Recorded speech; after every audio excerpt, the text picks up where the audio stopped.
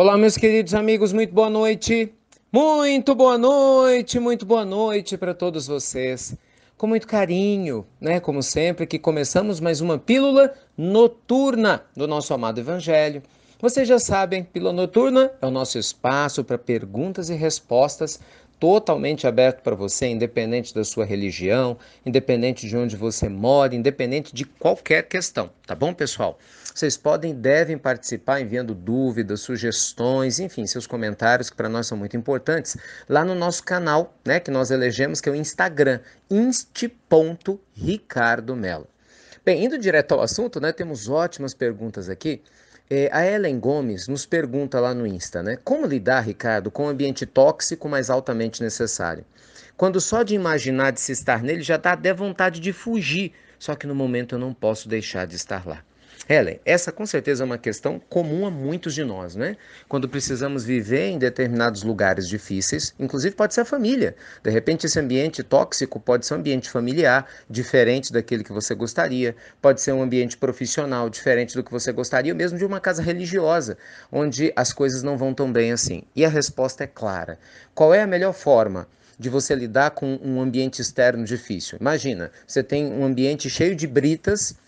Você prefere forrar todo o ambiente com um tapete ou calçar as suas sandálias? Melhor calçar sandálias, né? Então, Ellen, querida, e a todos que tiverem esse tipo de colocação, o Evangelho nos ensina a cuidar de nós mesmos. Independente do ambiente externo, cuide da sua casa mental. Se você cultivar bons pensamentos, você vai, ao invés de ser influenciada pelo ambiente, influenciar o ambiente. Eu tenho um caso, já contei isso aqui já tem algum tempo, né, de um amigo querido que se encontra preso. Eu conheci depois que ele cometeu um crime, ainda muito jovem, graças a Deus se arrependeu, mas cumpre pena. E ele, durante anos e anos, ele está terminando, né, de se libertar com a graça de Deus, em breve vai estar de volta à sociedade completamente recuperado. Ele tem transformado o ambiente terrível, né, das cadeias brasileiras, por onde ele tem passado, com seu exemplo de luz, né, sempre baseado no Evangelho. Então veja vocês que não há ninguém que não possa transformar um ambiente externo quando, não né, quando transforma um ambiente interno, independente da situação. Conheço casos, eu citei isso na pílula de manhã, de companheiros que estão no ambiente hospitalar, imagina, internados num UTI de um hospital, que apesar do problema difícil de estarem no corpo, iluminam pessoas ao seu redor que cuidam deles. Às vezes a pessoa aparentemente está fisicamente saudável, mas com a alma enferma, né? E o companheiro que está fisicamente muito enfermo está com a alma saudável, está sorrindo, está bem. Por quê?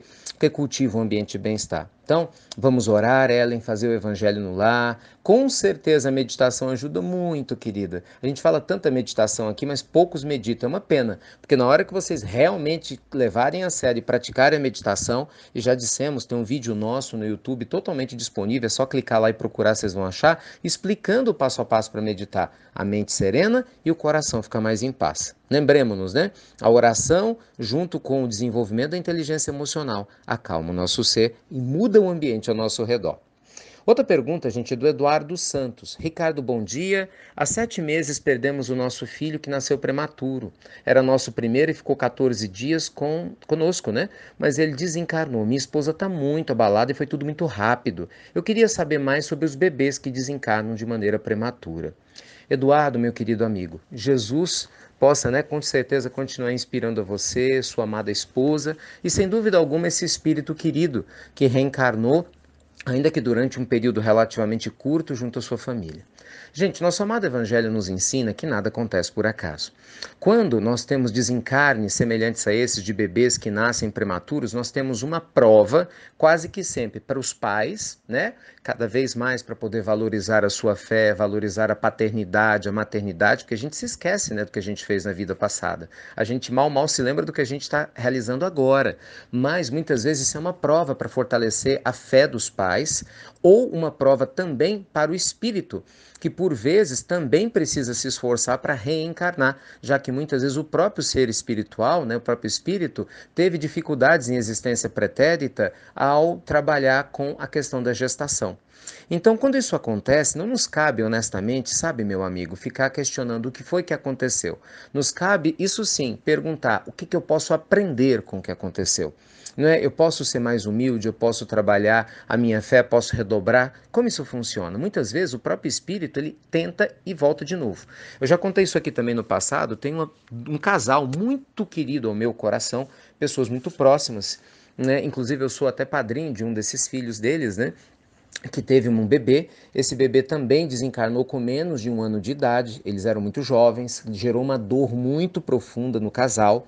Tanto que, a princípio, eles não queriam, no primeiro momento, ter mais filhos, mas graças a Deus, a bondade divina foi maravilhosa, né? Eu me recordo que quando a minha esposa engravidou, nesse contato direto com esse casal muito querido ao nosso coração, ela acabou se entusiasmando ele também. E a bondade divina foi maravilhosa, né? Que de imediato ela engravidou. Veio a criança e na sequência vem um outro bebê. Isso quer dizer o quê? Eu tenho para mim, é uma sensação minha, pode ser que não, mas eu tenho quase que plena, absoluta certeza que uma dessas crianças é a mesma criança, a mesma menininha que desencarnou antes, só que agora numa condição muito melhor de permanecer com o casal. E hoje as duas crianças, né, estão bem, prontas, felizes, apesar desse desencarne prematuro que aconteceu no primeiro momento. Então, meus amigos queridos, o que fica para nós, né, da lição do Evangelho é que a gente nunca deve desistir da nossa fé. O tempo é um elixir que acalma as dores, que traz explicações para situações aparentemente inexplicáveis. O tempo, gente, é um instrumento pelo qual o Senhor da vida se utiliza, né, para acalmar tudo aquilo que nos incomoda e para colocar cada coisa no seu devido lugar. Tá bom? Então que Deus abençoe a cada um de vocês, a Ellen e todas as demais pessoas para que serenem e influenciem, isso sim, o ambiente, né? Com sua manifestação de luz interna, ao invés de ser influenciado por ele, e consequentemente, quando situações dolorosas acontecerem conosco, semelhante a essa narrada pelo Eduardo e a sua família, possamos também honrar a Jesus com fé, paciência. Eu sei que não é fácil, na certeza de que tudo há de se normalizar no momento oportuno. Tá bom? Deus abençoe a você, você sabe, você pode e deve continuar enviando as suas dúvidas, sugestões aqui, insti.Ricardo Melo, eu mesmo leio, minha equipe seleciona as perguntas todas, mas eu leio com todo carinho e na medida do possível a gente vai estar respondendo para vocês, legal?